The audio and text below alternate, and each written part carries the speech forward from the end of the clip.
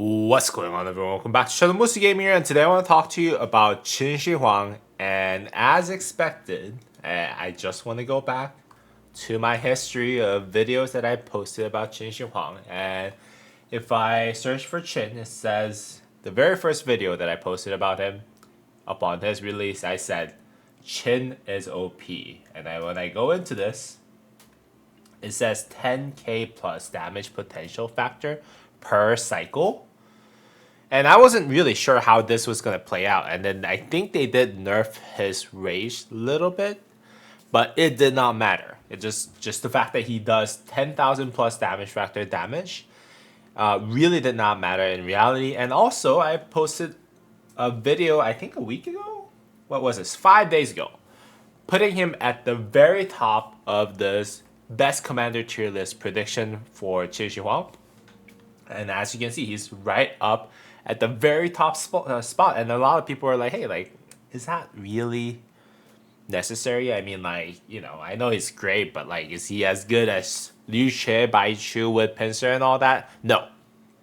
Doesn't matter. None of this matters in front of the great Emperor who does 11,775 damage factor per 10 seconds. That is crazy.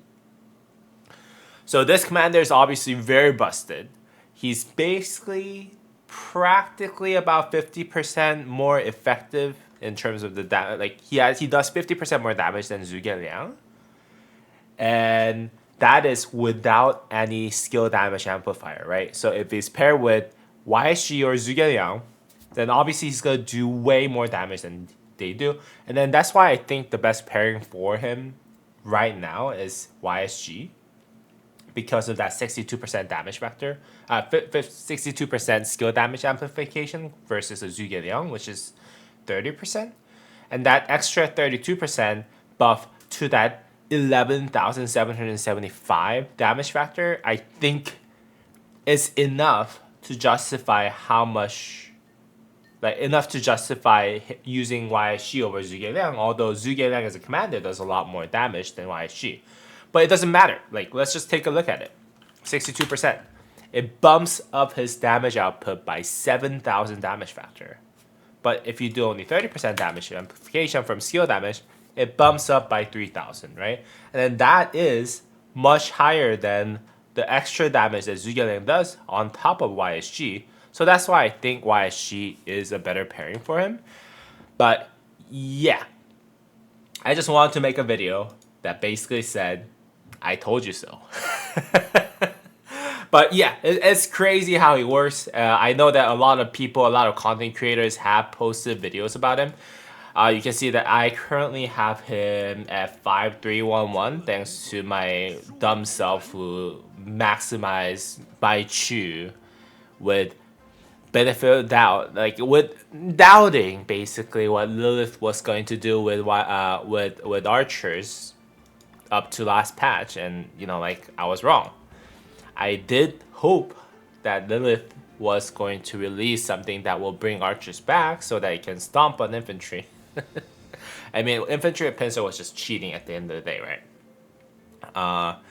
And yeah, they did it. Like it doesn't matter. We don't have a new skill damage formation. We're just more than good enough for us to use him. As far as what I've seen from all the videos that other content creators have created, again, I don't have him expertise right now, so he's not really usable state. Also, at the same time, for those of you who did not watch my last video about Qin Shi Huang, his third skill is actually way more important than his first skill, because this is how you do damage. This right here, the fact that this procs with the pierces bronze with the active skill is the reason why he's so strong. Not necessarily because of the damage factor that it gets converted from the auto attack, because that proportion is very small.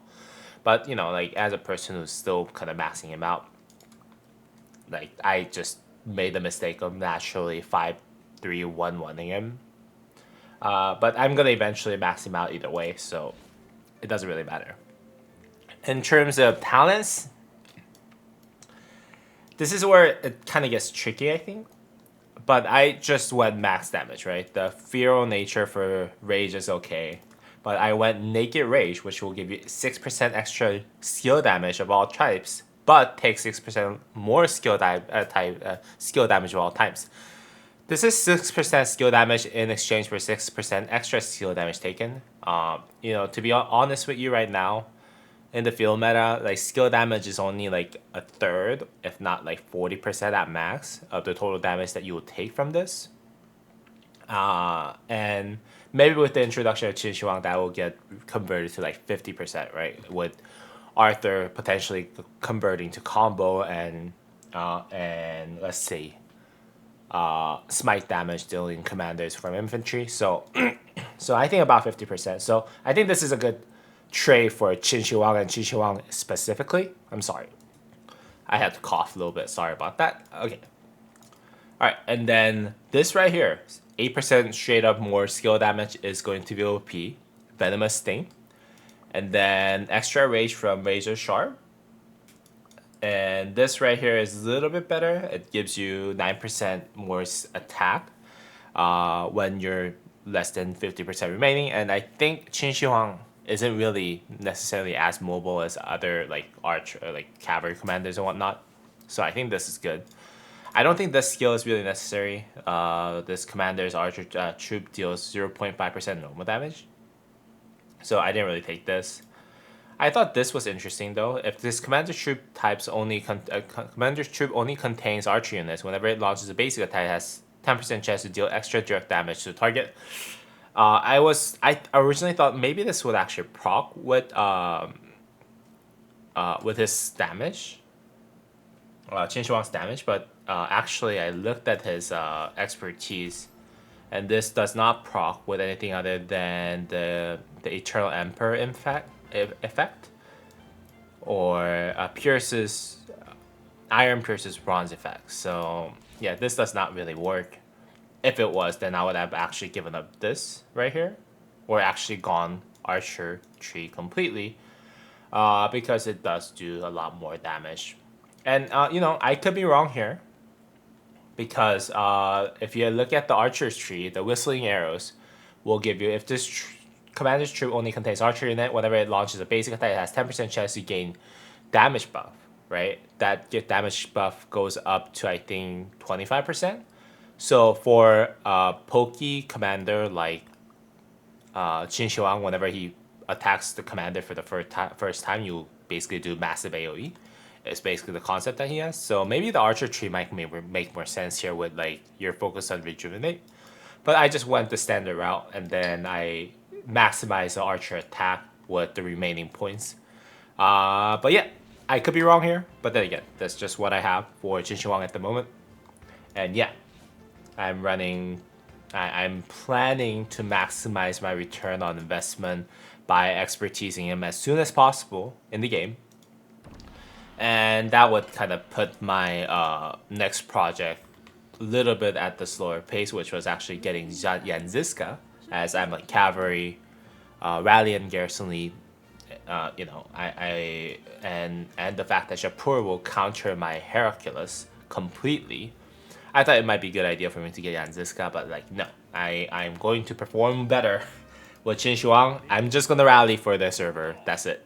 Because that's how powerful this commander is. And you can see, like, if you ever doubt me, I usually base my opinion, and then when I say usually, I mean usually. I usually base my opinion on math, like this, right? I usually do the math ahead of time before I say something about the commander, and you can see, and with confidence, that I could say, even when I was doing the math, like, yeah, Qin is gonna be off the scale, break the meta, crazy commander. But anyways, I hope you guys actually enjoyed this video. If you guys did, please go ahead and drop a thumbs up and subscribe to the channel. And as always, I'll see y'all in the next video. All right, peace.